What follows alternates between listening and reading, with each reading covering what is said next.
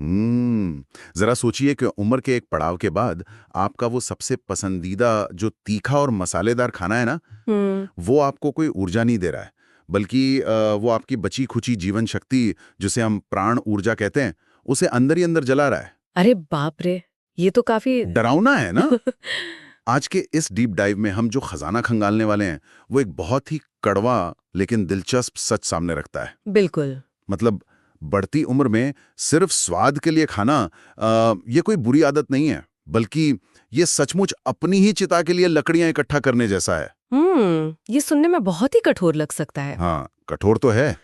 लेकिन लेकिन जब हम इसके पीछे के विज्ञान और मनोविज्ञान को समझते हैं ना, तो ये बात एकदम सटीक बैठती है। सही बात है। आधुनिक दुनिया में हम लोग हमेशा नई डाइट, कैलोरी और सुपर फूड्स के पीछे भागते रहते हैं। हाँ, बिल्कुल भागते हैं। लेकिन आज हमारे पास जो स्रोत सामग्री है, वो हमें वापस एकदम बुनियादी बातों की ओर ले जाती है। एकदम सही कहा आपने। और हमारे आज के स्रोत कोई आजकल के रैंडम डाइट ब्लॉग्स नहीं है। बिल्कुल नहीं। हमने बाकायदा 1968 और 1971 की जो अखंड ज्योति पत्रिका है, उसके संकलनों और नोट्स पर गहरी रिसर्च की है। और आज का हमारा मिशन किसी को ये बताना नहीं है कि क्या खाना चाहिए और क्या नहीं खाना चाहिए। तो फिर मिशन क्या है? हमारा मिशन उस नजरिए को बदलना है जिससे हम पोषण को देखते हैं। अच्छा। खासकर उन लोगों के लिए जिनकी उम्र बढ़ रही है। हम ये समझना चाहते हैं कि कैसे सिर्फ जीभ के स्वाद के पीछे भागने के बजाय हम अपने शरीर में असली जीवन शक्ति यानी प्राण ऊर्जा के संचय पर ध्यान लगा सकते हैं। ये बहुत ही दिलचस्प अप्रोच है। और इन स्रोतों की सबसे खास बात यही है कि ये सिर्फ क्या खाना है इस पर बात नहीं करते, हाँ, बल्कि ये क्यों और कैसे पर बहुत ज्यादा जोर देते हैं। ये बात तो है।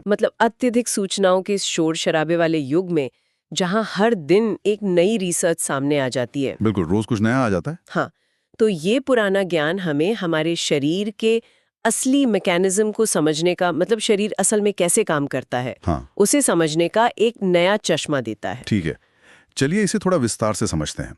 शरीर में ऊर्जा कैसे बचती है, ये समझने से पहले हमें ये देखना होगा कि समय के साथ हमारा शरीर बदलता कैसे है। बिल्कुल, उम्र का असर तो पड़ता ही है। स्रोतों में एक बहुत ही सटीक उम्र का जिक्र है। इसमें लिखा है कि 58 वर्ष की आयु के बाद 58 साल। हाँ, 58 साल के बाद शरीर की जठराग्नि, जिसे हम आज की भाषा में डाइजेस्टिव फायर या पाचन तंत्र कह सकते हैं, हाँ, वो काफी धीमी पड़ने लगती है। ये उम्र का आंकड़ा बहुत दिलचस्प है। सच में? हाँ, क्योंकि 58 साल के आसपास जैविक रूप से हमारे शरीर में बहुत बड़े बदलाव हो चुके होते हैं। अच्छा, किस तरह के बदलाव? सेल्यूलर रीजेनरेशन, यानी जो नई कोशिकाओं के बनने की प्रक्रिया होती है, वो काफी धीमी हो जाती है। समझ गया। शरीर का मेटाबॉलिज्म अब उस रफ्तार से काम नहीं करता जैसा वो 20 या 30 साल की उम्र में करता था। सही बात। शरीर अब विकास के चरण से बाहर निकलकर संरक्षण के चरण में आ चुका होता है। और यहीं पर वो चिता की लकड़ियां वाली बात आती है। बिल्कुल। स्रोतों का कहना है कि अगर इस उम्र में भी कोई इंसान सिर्फ अपनी जीभ का गुलाम बना रहता है, तो वो असल में भोजन नहीं कर रहा है। तो वो क्या कर रहा है? वो भारी, मसालेदार और बहुत ज्यादा तेल वाला खाना खाकर अपना पेट फुला रहा है। ब्लोटिंग होती है और इंसान धीरे धीरे एंटासिड गोलियों पर निर्भर हो जाता है। ये तो आजकल बहुत आम बात हो गई है ना? अगर मैं इसे एक आसान रूपक से समझाऊं, हाँ, बताइए। तो जवानी का शरीर एक धधकती हुई भट्टी की तरह है। उसमें जो भी डालो वो जलकर ऊर्जा में बदल जाएगा। लेकिन बढ़ती उम्र का शरीर एक छोटी सी कैंप फायर यानी एक छोटे अलाव की तरह है। अरे वाह, ये रूपक इसे समझने के लिए एकदम सही है। अब सोचिए, अगर उस छोटी सी आग में कोई बहुत भारी, गीली और मोटी लकड़ियां डाल दें, वो बहुत ज्यादा तेल और मसालों से भरा भारी खाना, तो क्या होगा? वो छोटी आग तो उस भारी लकड़ी को जला ही नहीं पाएगी। बिल्कुल, आग बुझने लगेगी और वहां सिर्फ धुआं पैदा होगा। हाँ, धुआं। हमारे शरीर के मामले में ये धुआं ही वो गैस, एसिडिटी और अपच है जिसका लोग रोज सामना करते हैं। एकदम सटीक बात कही आपने। अगर हम इसे बड़े परिदृश्य से जोड़कर देखें, तो इसके पीछे का विज्ञान बहुत ही तार्किक है। वो कैसे?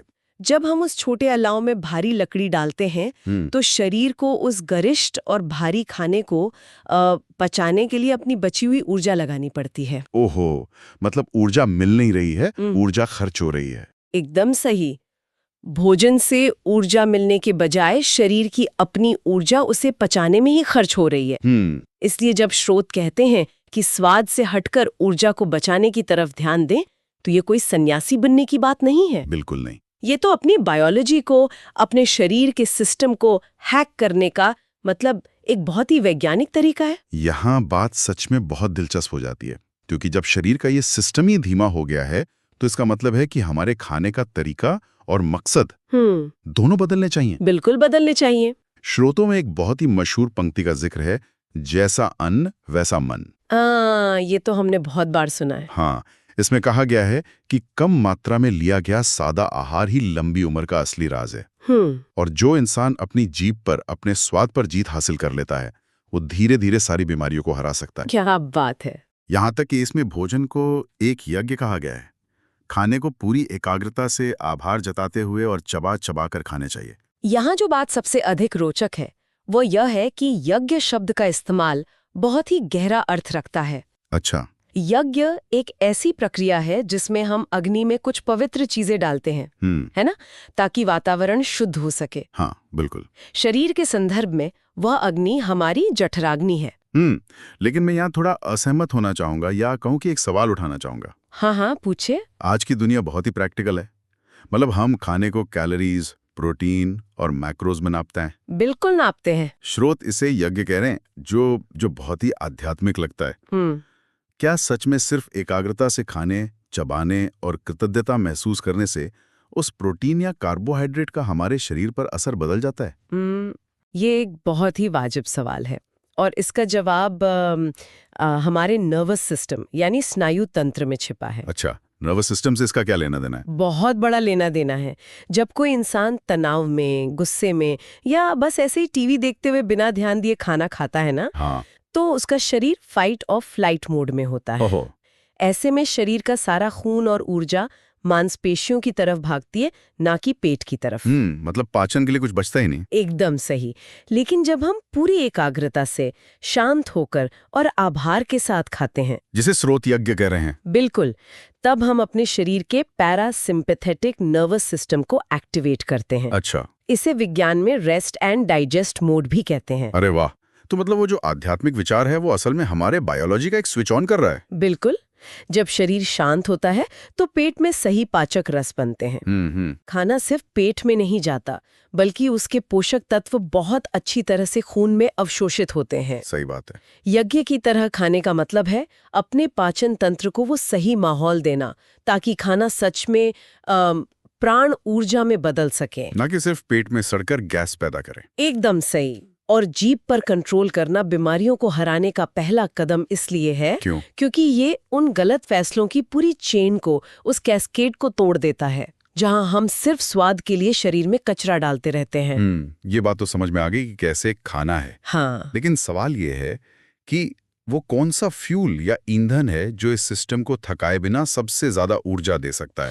अखंड ज्योति के इन स्रोतों में इसका एक बहुत ही साफ फॉर्मूला दिया गया है। हाँ, वो रेशियो वाला। जी। और वो है 70 और 30 का नियम। ये 70% और 30% का जो नियम है, ये प्राण ऊर्जा को, मतलब अपनी वाइटैलिटी को बढ़ाने का एक बहुत ही अचूक तरीका बताया गया है। हाँ, स्रोतों के अनुसार खाने में 70% हिस्सा कच्चा होना चाहिए, जैसे सलाद, स्प्राउट्स या अंकुरित अनाज और फल। बिल्कुल। और सिर्फ 30% हिस्सा पका हुआ भोजन होना चाहिए। अच्छा। इसमें साफ लिखा है कि मसालेदार खाना हमारे स्नायु तंत्र को बहुत ज्यादा उत्तेजित कर देता है और फिर उसे पूरी तरह से थका कर निचोड़ लेता है। सादा खाना शरीर को अंदर से ठंडा रखता है और दिमाग को शांत। सीधा सा संदेश यह है कि अपनी रसोई को ही अपना क्लिनिक या औषधालय बना लेना चाहिए। बिल्कुल। और ये जो 70% कच्चे आहार के पीछे जो असली विज्ञान है ना, हाँ, बताइए। वो है एंजाइम्स और फाइबर। एंजाइम्स? हाँ, जब हम खाने को आग पर पकाते हैं तो उसके बहुत से प्राकृतिक एंजाइम्स जो नेचुरली होते हैं वो नष्ट हो जाते हैं। अरे। और एंजाइम्स वो तत्व हैं जो खाने को खुद पचने में मदद करते हैं। समझ रहा हूँ। तो जब हम कच्चा खाना खाते हैं तो शरीर को उसे पचाने के लिए अपनी तरफ से बहुत कम ऊर्जा लगानी पड़ती है। ओहो, मतलब शरीर का काम आसान हो गया। बिल्कुल। और उसमें मौजूद पानी और फाइबर हमारे पेट को भी साफ रखते हैं। लेकिन यहाँ मैं फिर से वही बात कहूंगा जो अक्सर लोग सोचते हैं। क्या? हम लोग तीखा या मसालेदार खाना इसलिए तो खाते हैं क्योंकि उससे मतलब एक किक मिलती है, हाँ, किक तो मिलती है। मान लीजिए किसी को नींद आ रही है, उसने एक बहुत ही मसालेदार समोसा खा लिया या तीखी चाट खा ली, एकदम से उसकी आंखें खुल जाती हैं, उसे तुरंत ऊर्जा महसूस होती है। हाँ, ऐसा लगता तो है। तो क्या ये स्रोत ये कह रहे हैं कि ये जो किक हमें महसूस होती है वो असल में ऊर्जा है ही नहीं? बिल्कुल नहीं है। क्या वो किक हमारी असली प्राण ऊर्जा को सोख रही है? ये एक महत्वपूर्ण सवाल खड़ा करता है और ये इस पूरी चर्चा का सबसे अहम हिस्सा है। अच्छा। जो वो किक महसूस होती है ना, वो असल में कोई पोषण वाली ऊर्जा नहीं है। वो एक केमिकल स्ट्रेस है। केमिकल स्ट्रेस मतलब? जब तीखा मसाला हमारी जीभ और पेट में जाता है तो वहां के जो पेन रिसेप्टर्स होते हैं, दर्द महसूस करने वाली कोशिकाएं, हाँ, वो दिमाग को एक अलार्म भेजते हैं कि शरीर में कुछ जल रहा है। अरे बाप रे, मतलब शरीर को लगता है कि उस पर हमला हो गया है। एकदम सही। शरीर तुरंत बचाव के लिए एड्रेनलिन और एंडोर्फिन खून में छोड़ देता है। ओहो। ये वही केमिकल है जो खतरे के समय हमें लड़ने या भागने की ताकत देता है। फाइट और फ्लाइट वाला केमिकल। बिल्कुल। और इसी केमिकल की वजह से हमें वो किक या तुरंत आईवी चुस्ती महसूस होती है। बाप रे। लेकिन ध्यान दीजिए, ये ऊर्जा खाने से नहीं आई, ये हमारे शरीर के इमरजेंसी रिजर्व से आई है।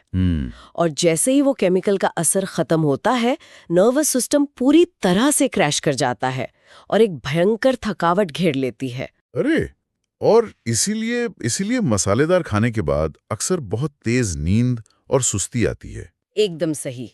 हम शरीर के इमरजेंसी अलार्म को गलती से ऊर्जा समझने की भूल कर बैठते हैं। ये तो बहुत बड़ा आहा मोमेंट है ना?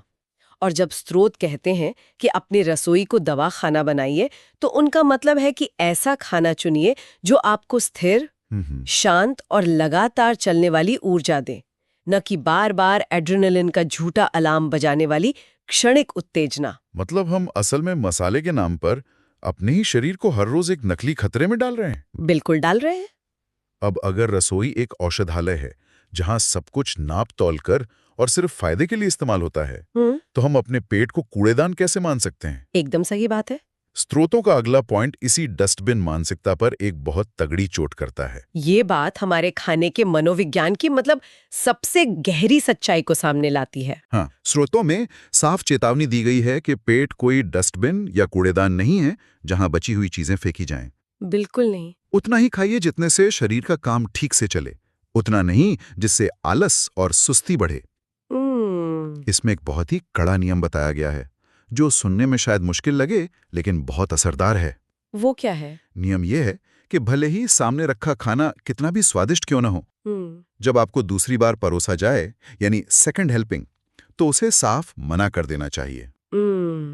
ये वो जगह है जहां असली परीक्षा होती है। हाँ, क्योंकि पहली बार हम भूख मिटाने के लिए खाते हैं, लेकिन दूसरी बार हम सिर्फ अपनी जीभ की लालसा शांत करने के लिए खाते हैं। तो इस सब का मतलब क्या है? अगर हम इसे आज के संदर्भ में समझें, मान लीजिए किसी इंसान के पास एक कार है। ठीक है। कार का फ्यूल टैंक एकदम फुल हो चुका है। अब अगर कोई उस टैंक में जबरदस्ती और पेट्रोल डालता रहे, अरे सिर्फ इसलिए क्योंकि पेट्रोल मुफ्त है या पेट्रोल पंप बहुत सुंदर है, तो क्या होगा? वो पेट्रोल बाहर छलक जाएगा। बिल्कुल, वो बाहर छलक कर गाड़ी के इंजन में गंदगी फैलाएगा और सिर्फ नुकसान करेगा। हमारे शरीर का इंजन भी कुछ ऐसा ही है। स्वाद के लालच में जरूरत से ज्यादा खाना अपनी ही मशीन को खराब करना है। ये कार वाला उदाहरण एकदम सटीक है।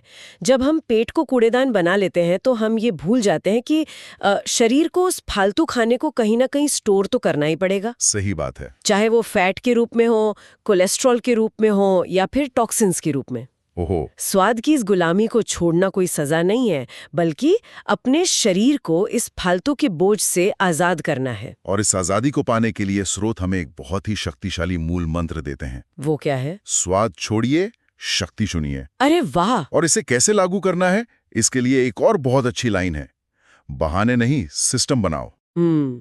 सिस्टम बनाओ। हम इंसान बहाने बनाने में बहुत माहिर होते हैं ना? हाँ, बहुत ज्यादा। आज तो शादी है इसलिए खा लिया, आज मूड खराब था इसलिए जंक फूड खा लिया। थोड़ा सा खाने से क्या बिगड़ जाएगा? बिल्कुल। ये सब वो बहाने हैं जो हमारी प्राण ऊर्जा को धीरे धीरे खत्म करते हैं। सही कहा। सिस्टम बनाओ का मतलब है कि अपनी बायोलॉजी को अपने दिमाग से कंट्रोल करो। जब एक बार ये सिस्टम सेट हो जाता है ना, तो इंसान को बाहर से किसी मोटिवेशन की जरूरत नहीं पड़ती। अच्छा। हाँ, उसका शरीर खुद उसे हल्की और साफ ऊर्जा का एहसास दिलाता है। तो चलिए इस पूरी चर्चा के धागों को एक साथ समेट लेते हैं। हमने देखा कि कैसे 58 साल की उम्र के बाद जठराग्नि या मेटाबॉलिज्म धीमा हो जाता है। बिल्कुल। और उस छोटी आग में भारी मसालेदार खाना सिर्फ एसिडिटी और धुआं पैदा करता है। हाँ, और हमने ये भी समझा कि खाने को यज्ञ मानकर पूरी एकाग्रता से खाने से कैसे हमारा नर्वस सिस्टम शांत होता है। एकदम सही। और वो पोषक तत्वों को बेहतर तरीके से सोखता है। साथ ही 70% कच्चे आहार का महत्व, जहां एंजाइम्स अपना काम करते हैं। और कैसे मसालेदार खाने की वो जो किक है वो असल में कोई ऊर्जा नहीं बल्कि हमारे शरीर का केमिकल स्ट्रेस रिस्पॉन्स है। हाँ। जो हमें अंदर से थका देता है। और सबसे बड़ी बात, अपने पेट को डस्टबिन ना मानकर स्वाद की जगह शक्ति का चुनाव करना। और दूसरी बार परोसे जाने वाले खाने को मना करने का सिस्टम बनाना। ये सब कुछ एक ही दिशा में इशारा करता है, अपने शरीर की प्राण ऊर्जा का सम्मान करना और उसे बचाना। अब सवाल ये उठता है कि जो लोग इस चर्चा को सुन रहे हैं उन्हें इस बात की परवाह क्यों करनी चाहिए? बिल्कुल। मतलब आज के इस आधुनिक युग में जहां सड़कों पर, टीवी पर, हर जगह हमारी जीभ को ललचाने वाले अल्ट्रा प्रोसेस्ड और चटपटे विकल्प मौजूद हैं। हर जगह विज्ञापन है। हाँ, वहां अपनी थाली पर, अपनी प्लेट पर कंट्रोल पाना क्यों जरूरी है? क्योंकि अपनी थाली पर नियंत्रण पाना असल में अपने मन और अपनी पूरी जीवन ऊर्जा पर नियंत्रण पाने का पहला और सबसे ठोस कदम है। एकदम 100% की बात कही आपने। जब कोई व्यक्ति अपनी बेसिक लालसा यानी स्वाद को काबू में कर लेता है ना, तो उसके लिए जीवन के दूसरे बड़े फैसले लेना और फोकस बनाए रखना बहुत आसान हो जाता है। बिल्कुल। और इस चर्चा को खत्म करने से पहले हम एक ऐसा विचार छोड़कर जाना चाहते हैं जो आपको खुद सोचने पर मजबूर कर दें। बताइए। हमने शुरुआत में एक लाइन पर बात की थी, जैसा अन्न वैसा मन। हाँ। अगर हम अपनी जीभ पर जीत हासिल कर लें तो हम अपने मन और बीमारियों दोनों को साल सकते हैं। और शरीर और मन का ये कनेक्शन तो आज का विज्ञान भी मानता है। हाँ, जिसे आज गट ब्रेन एक्सेस कहा जाता है। तो अगर ये बात पूरी तरह सच है तो जरा आज के समाज को देखिए।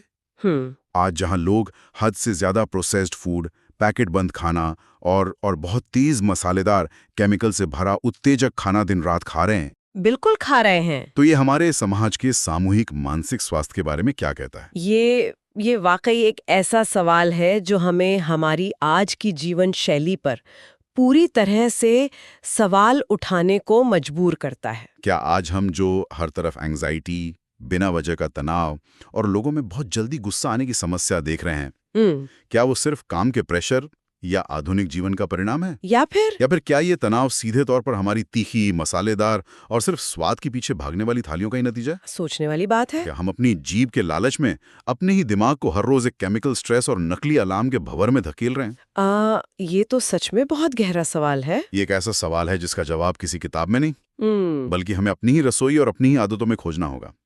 इस विचार के साथ ही हम अखंड ज्योति के इन स्रोतों पर आधारित आज की इस डीप डाइव को यहीं रोकते हैं। सुनते रहिए और सोचते रहिए।